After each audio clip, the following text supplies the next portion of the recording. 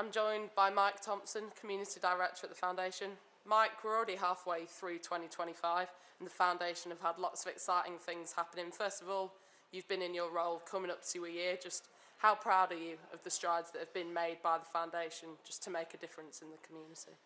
Yeah, it'll be a year in September, but it's been a whirlwind, and in a blink of an eye, it's coming around quick. So I think if we're talking football seasons in the last season for the Foundation, it's been really fruitful. I think we've grown an awful lot of our provision over that time, become more engaging in the community, which is everything that we strive for. And we're seeing a lot more uplift in the activities that we run throughout the community. So yeah, long may that continue. The staff team's growing. You know, some of our casual staff are becoming more frequent, and that's due to the success of the projects that we're running. So yeah, if we can take that momentum into the new football season and our new year, that'd be really, really exciting. Last year was the relaunch of the primary schools delivery model with the priority and the outreach schools. Can you sort of expand on what that's looked like and how successful it has been over the past academic year? Yeah, I think we're very fortunate. Our funding has been increased through the Premier League. So across our Premier League Primary Stars and our Premier League Kicks programmes, we've had increased core funding and increased project funding. The priority school model has been fantastic. I think it's grown throughout the year. There's been a lot more trust within the schools from our delivery point of view, and we're already engaging in conversation about who will come on board for the new academic year in September. We had a bit of a soft launch of the new year a month ago, where we had new schools on board, and all the time we're having conversations with how we can engage with new schools moving forward. So we're seeing a great success in that. I think our mid-term reporting into the Premier League, it was the first time we'd ever gained an exemplary report. So down to Ellie and her team to make that happen, and I think we've kind of set a standard with that now, that we want to progress and we want to do better and better. So new schools coming on board. We're also seeing partnerships through the priority school model, where we've got out of school clubs and links into the YMCA for girls only activity outside of schools. So yeah, we're seeing a growth trajectory from the primary schools model, and yeah, long may that continue, because it aids our after school clubs, it aids our camps in the summer, because it's the same children, you know, that we want to engage with. So as long as that's fruitful, we can see quite a lot that knocks on in a positive way from that. Talking about the camps in the summer, we're looking forward to our second consecutive Kellogg's summer camps as a way to help local children, you know, keep active in the school holidays. How crucial is it that we're able to deliver those sort of activities for local school kids in the holidays? Yeah, it's brilliant. I think it's more than just football. Obviously it's driven by football, but the engagement with young people and keeping them in an environment where they can do good is really, really important. We've got to thank the EFL, because the relationship and the corporate partnership with Kellogg's is huge, because it funds a lot of what we do. We've got a great way of advertising it on the back of cereal packets, and we get kids eating healthier along the way as well. So you know, the partnerships that we're seeing come to fruition through the EFL, through great corporate backing, is superb.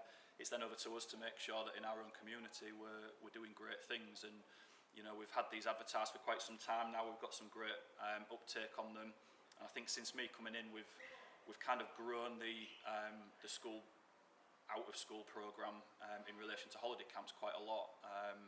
December, February, we've done really well going into Easter, so we'd like to see that continue going into the summer, and the summer's obviously a big part of that because of how much time we have. So I'm looking forward to it. We've got various locations across the community, out to Immingham, out to Louth. So I think if you look on the website, we can see where kids can pick that up.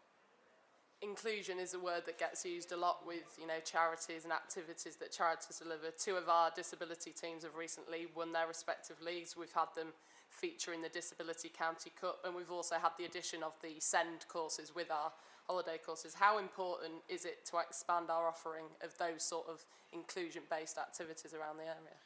Yeah, I think it's crucial, because it's a special group, right? And we had the conversation early in my tenure about taking the Ability Counts team under the foundation's banner, and we did that pretty early, in around about November time last year, and they've gone from strength to strength under Jason Land's leadership. So you've already mentioned that they won their Lincolnshire Inclusion Championship, which was great. They've seen a lot of growth in partnership work across certain schools that we work in, SEND-related schools, and we made a real conscious decision to have a SEND-only holiday camp for anybody that felt, you know, sometimes it can be a little bit too much to be involved in the full participation. So we've seen people buy into that. We've had a lot of really good feedback, and for that reason it will continue. The actual activity of them guys playing football, you know, they're a great team, and it's great to see them be successful and progress. And I think as much as we can support them into the stadium to watch Grimsby Town on a Saturday, that's also what a great knock-on effect we can have out of the engagement we have with our inclusion team. We've also had lots of success with our scholarship teams in partnership with Franklin College. They both won their respective leagues, and the A team reached the National Cup final at the Bet365 Stadium. How do you expect that partnership with the Franklin College and the foundation to continue flourishing? And it just goes to show that these partnerships are so crucial. It's brilliant. I think Franklin is a glowing example of when you've got two separate bodies trying to find a collective goal. It works really, really well. I think it sits within our pathway brilliantly. The education that they get whilst at college, alongside the football activity that they get, and you know, our staff that run that programme through the foundation are heavily embedded within Franklin College. So we see that come to fruition really well. The knock-on effect for that is that we've got people that can walk straight into our university degree programme. It doesn't always work that way, but that's how the pathway could work for them. So yeah, they've had a fantastic year. You know, both won their leagues. They were invited to Wembley for the Championship playoff final to be awarded their trophy, and unfortunately they just fell short at Stoke in the cup. But you know, what a fantastic year. And I think when we see how much they grow as individuals through that programme from an education point of view, but the football side of it is just as important, and that's been a really, really fruitful partnership for us with Franklin College. Across the season, we've had numerous local charities attending our home games as part of a new mental health initiative. How important is it that we, you know, can collaborate with these local charities to help them shout about what they do, but also shout about what we do? Well, I think that's what we should be all about. You know, we should be the ambassador and the flag bearer for third sector organisations and charitable organisations within our local area. I think the mental health workshop has grown. It takes time because it's one of those projects where people have to feel comfortable, have to feel valued, and feel like it's something that's right for them. But we've seen that grow over the year. Nathan Arnold's done a fantastic job alongside Christine, who heads up our community projects. So I can see that growing.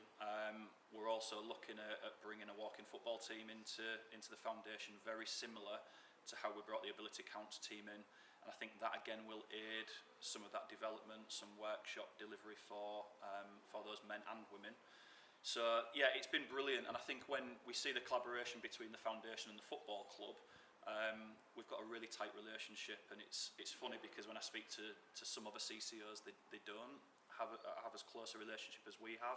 I think it's beneficial for a small community, and all we're seeing is that we can bring people into the stadium. We can see them watching the football, but they're also getting something out of our engagement within our local area as well.